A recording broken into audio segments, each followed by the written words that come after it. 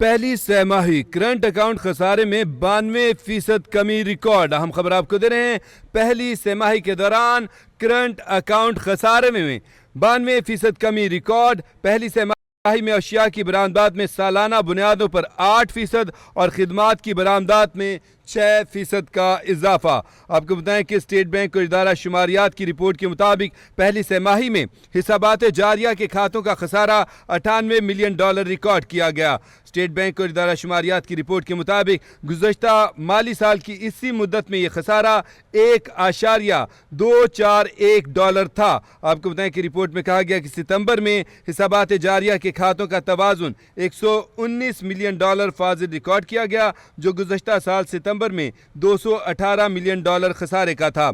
Report में कहा गया है कि अगस्त में भी हिसाबात जारिया के खातों का तवाज़ुन 29 मिलियन डॉलर फाजिल रिकॉर्ड किया गया था।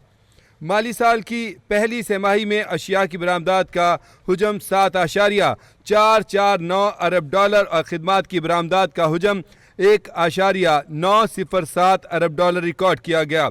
स्टेट बैंक और इदारा शुमारियात की रिपोर्ट में कहा गया है कि जो गुज़श्ता माली साल की इसी मुद्दत के मुकाबले में बतरतीब 8 और 6% ज़्यादा है। आपको बताएं कि रिपोर्ट में कहा गया कि गुज़श्ता माली साल की इसी मुद्दत में अशिया की बरामदात का हुजम 6.952 अरब डॉलर और खिदमात की बरामदात का हुजम 1.801 अरब डॉलर लगाया गया था।